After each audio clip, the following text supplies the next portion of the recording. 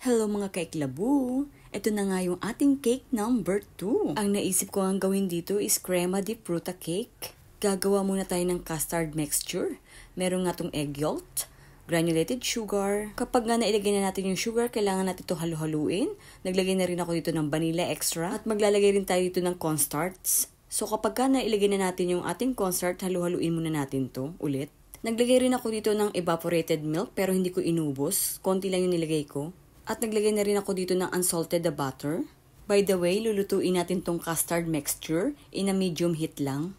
Kapag nga malapit na kumulo yung ating mixture, tsaka naman natin ilalagay yung pang natirang mga evaporated milk. Kapag nga gumagawa tayo ng custard mixture, dapat halu-haluin natin to. At para maiwasan din natin yung pagbuo-buo ng ating mixture. Tapos kapag nga ganyan na yung itsura ng ating custard, medyo hinaan na natin ng konti yung ating apoy. At dahil nga meron tong cornstarch, mabilis na mabilis talaga lumapot yung ating mixture dyan. Kapag nga gumagawa tayo ng custard, dapat hindi natin ito i-overcook.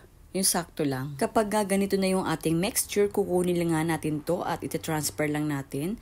Gumamit muna ako ng strainer para na mamasala yung ating custard dito. At after nga nyan, tatakpan natin to ng plastic. At para din maiwasan natin mag-dry yung ating custard.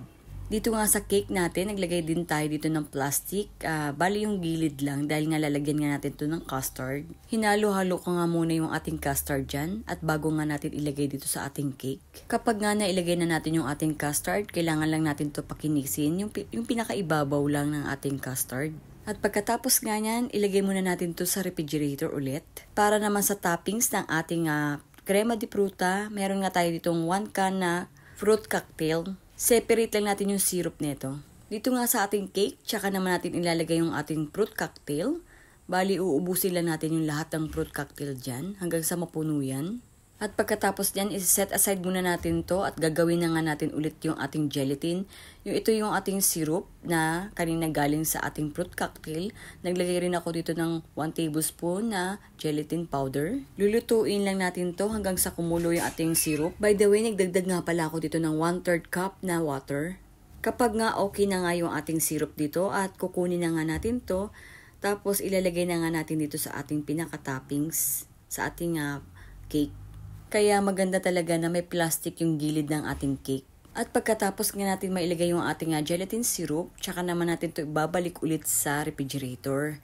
Ibalik lang natin siya ng mga 4 hours doon sa refrigerator at bago nga natin to kunin. Tinanggal ko na nga rin yung plastic sa gilid ng ating cake. Diba ang bongga ng cake number 2 natin? At ito na nga yung ating crema di fruta na cake. At sana may natutunan ka sa aking video ngayon. At kung nagustuhan mo nga yung aking video, paki-like and share naman. Or baka hindi ka pa nakapalo sa akin, ipalo mo na rin ako para like ka namang updated sa aking mga ginagawang videos. Salamat po sa panonood, sa uulitin. Ito na nga po yung ating masarap na crema di fruta na cake. Kain na po tayo!